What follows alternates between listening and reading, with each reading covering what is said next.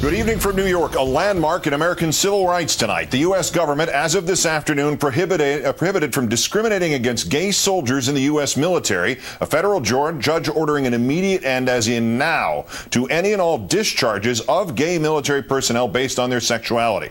After forcing an estimated 14,000 Americans to stop serving their country because of who they love, the judge's order today said no more. That the estimated 66,000 gay Americans now on active duty need lie and deceive and fear expulsion, no more. Gay Americans who wish to serve their country in the future would have to hide their true selves, no more. After 17 years, 3 presidents, and a generation of soldiers. In our 5th story tonight, Don't Ask, Don't Tell has been struck down. Alexander Nicholson, the gay veteran whose lawsuit killed it, standing by to join us in an exclusive interview, as is the first openly gay member of Congress, Representative Barney Frank. Today's injunction was handed down by U.S. District Judge Virginia Phillips in Riverside, California. The lawsuit was filed by the Log Cabin Republicans on behalf of members who are now serving or had served in the U.S. military. Alexander Nicholson, the only one not named as a John Doe in the suit. Defense Secretary Gates opposes Don't Ask, Don't Tell and is awaiting a report on how to end it internally. Pentagon officials telling NBC News tonight they are studying the order to halt enforcement of it, suggesting the Pentagon may comply, quoting, "It's important to point out that today's federal court order comes less than 2 months before the Pentagon is to provide Secretary of Defense Robert Gates with a plan on how, not if, but how, to implement the repeal." The lawsuit was fought by the Justice Department defending the law, despite President Obama's public opposition to it. Mr. Obama has resisted pressure to do away with Don't Ask, Don't Tell, using his power as president, preferring to have Congress do so through legislation, which it has failed to do. Today, the White House had little reaction to the ruling. I was wondering, first of all, if you had any reaction. A federal judge has granted an injunction of Don't Ask, Don't Tell. I was told something about that as I walked out. I would point you to DOJ, as I assume they will analyze the briefing. I obviously know the President's view on changing the law on Don't Ask, Don't Tell. The big question now, will the Justice Department appeal? DOJ had no comment.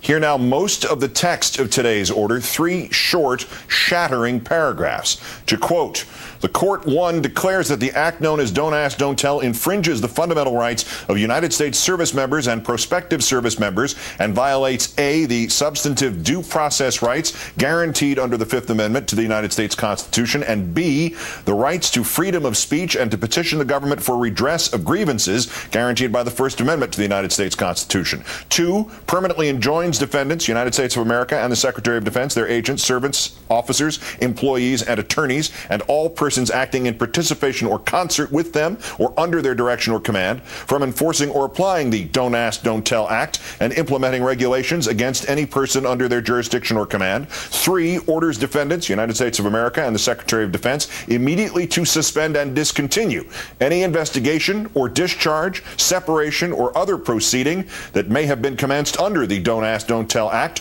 or pursuant to 10 U.S. Code Section 654 or its implementing regulations on or prior to the date of this judgment.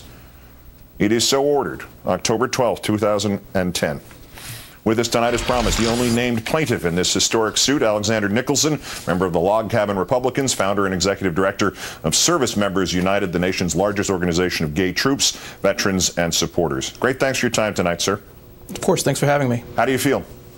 It's been a euphoric day. This day has been a long time coming. Many of us have thought Don't Ask, Don't Tell to be unconstitutional for a long time. The judge agreed last month, and she followed through this month and actually had some teeth on her ruling. Issued an injunction, and now the Pentagon's barred from enforcement. You joined the Army in 2001 in May. You spoke several languages. You were involved in collecting human intelligence, and after 9/11, when rumors about your orientation surfaced, some of your fellow service members actually warned you to, if I have the quote correctly, be more careful about it. Is that correct? And was that because they wanted you to stay in the service with them? That's pretty much correct. I was being trained as a human intelligence collector. I went in multilingual, and when I happened to be outed by a colleague inadvertently, I did have a number of my other service members come up to me and say, and warn me and say that the information is starting to leak out. You need to be a little bit more careful. Of course, it was sort of an inadvertent fluke that I was outed to begin with, but they were pretty good about having my back and warning me of what was coming.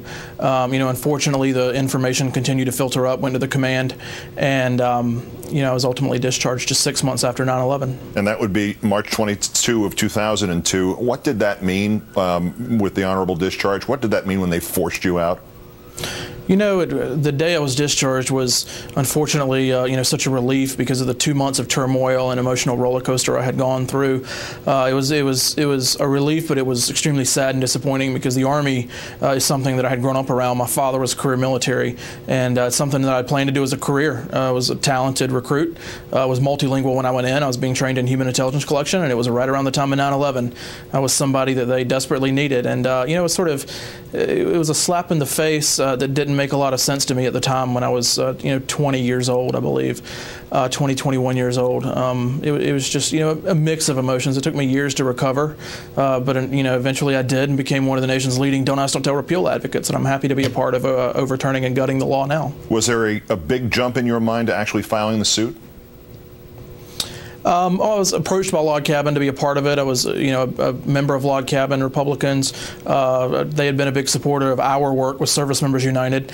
I was approached to be a part of the lawsuit when it was about to be dismissed because it just had John Doe plaintiffs, and it was sort of a non-issue for me. I was more than happy to go in and help save the case and revive it by being the named public plaintiff, the named injured veteran, and it's something that I've been happy to be a part of since. And fortunately for us, this is what looks like May.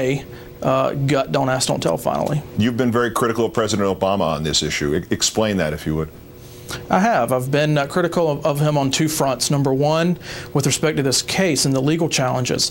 The Justice Department did not have to pursue the legal challenges as viciously as they have. They've taken some extraordinary measures in some cases in trying to quash these lawsuits. This one in particular. I've also been critical on the legislative front. There's a lot more the president could have done to help ensure a legislative victory on Don't Ask, Don't Tell. Just last month, when the National Defense Authorization Act was up for a vote, I've been critical of both President Obama and the Democratic leadership in the Senate for not doing enough. If the administration appeals, decides to appeal, and somehow wins, and Republicans in the next Congress continue to block the repeal as they have this year, where does the assignment of blame go from there, do you think? I think blame, there's enough to be spread around quite far. The Republicans certainly are due some blame. They obviously blocked it in block on NDAA. The president, certainly continues to deserve some blame for not speaking up enough. We'll wait and see what he does in the lame duck and the Democratic leadership. If they bring the National Defense Authorization Act back up, maybe they can mitigate some of that blame by trying to get it, accomplished legislatively in the lame duck. But if when January comes around, if we're in this same place or still trudging along with Don't Ask, Don't Tell, I think a lot of the blame is going to lay with the president. He really has a lot of authority here that I think he's trying to put on some others. The Department of Justice, the Congress, he really has a lot of authority to step in and do a lot on this issue that he's not doing right now. I believe that he believes that Don't Ask, Don't Tell is wrong, but I'd really like to see him step up to the plate on this and actually put some of that presidential power behind that belief. Alexander Nicholson, as we mentioned, the only named plaintiff in the Log Cabin Republicans' historic lawsuit, founder of Service Members United. Thank you for your time tonight. Thank you for your service to the country, and congratulations on, as you said, the euphoric day for you. You're very welcome. Thank you, Keith. Let's turn now to Congressman Barney Frank of Massachusetts. Congressman, thanks for your time tonight. Glad to. Can I just say one thing? I have to give credit where it's due. I was the second openly gay member. My colleague Gary Studds was the first. So I was the first to come out voluntarily. But my late colleague Gary Studds was the first member of Congress to acknowledge being gay. And thanks for correcting us on that. Set aside for a moment your role as a congressman, as a person, as an American, as a gay man. How do you feel tonight in the light of this ruling? Well, as an American citizen, I feel better protected. It seems to me a great error for us to have told as a country thousands and thousands of highly qualified men and women, you can't serve. When this first came up, I asked Colin Powell 20 years ago, what was the justification for excluding gays in the military? This was when it was a tougher ban even than Don't Ask, Don't Tell. I said, are you worried about espionage? And I was out by then, so he knew where this was coming from. And Colin Powell, to his credit, although he opposed the change, said, look, the gay men and lesbians in the military have been wonderful members of the military. There's no criticism of them. What he said was there's so much prejudice against them that it would be disruptive, blaming the victims. So I feel very pleased that my country is now going to have the full pool of people to choose from. And yes, as a gay man, I am very pleased to see that we're making progress in this fight against prejudice. Is there any question in your mind the Pentagon has to stop enforcing this right now, or is there any ambiguity? Oh, no, there's no ambiguity. But can I say, Keith, I was disappointed in Mr. Nicholson. I admire his courage, but the partisanship of his remarks was appalling. First, the president cannot simply abrogate this. It's a statute. The president could do a better job of enforcement, and they have, in fact, done that. The Obama administration did scale back the enforcement from where it was under both Clinton and Bush, and I give Obama credit for that. But this is statutory. It has to be repealed. I believe it will be repealed in the lame duck. And for people who, by the way, are inclined to say judicial activism, understand they have to understand the President of the United States thinks it's a bad policy. A majority of the House of Representatives has voted to repeal it. A majority of the Senate Committee on Armed Services has voted to repeal it, and a strong majority of the Senate, but unfortunately not enough to break a filibuster, voted to repeal it. So the repeal of this has the overwhelming support of the elected branches. But the Democrats, this was unfortunately a partisan issue in the Congress.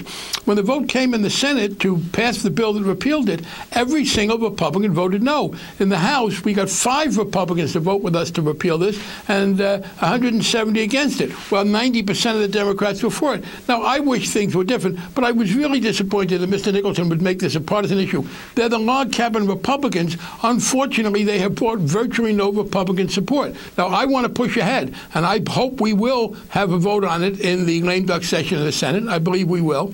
And if the log cabin Republicans can produce 2 or 3 Republicans, this thing will go away. In the short term, is it your expectation that the administration will appeal this ruling, or are they going to let this go and thus facilitate in many ways the repeal of which you speak? My advice, which I will now take advantage of your program to give them, Keith, is they've got 60 days. We will have the lame duck session convene in less time than that. The lame duck session will convene on the 15th of November. Clearly what they should do is wait and see. I hope they don't appeal it at all, but it would be really foolish to appeal it before we can repeal it. So, and it would be cleanest, by the way, to have a congressional vote. I am glad the judge did that. It's an unconstitutional policy. But it would be better from the standpoint of American democracy to complete the process of the elected officials doing this. And so what I would urge the administration to do is nothing until Congress has reconvened and the Senate has a chance to vote on it. And we have overwhelming support from the Democratic senators. And as I said, if my log cabin Republican friends can get us, I think, 2 Republicans, then this thing goes away in the best possible way, because certainly the president will sign it, the House has passed it, and it will have been done in the most small d Democratic way possible. Well, there it is. Congressman Barney Frank of Massachusetts, as always, great thanks for your time tonight. Thanks, Keith.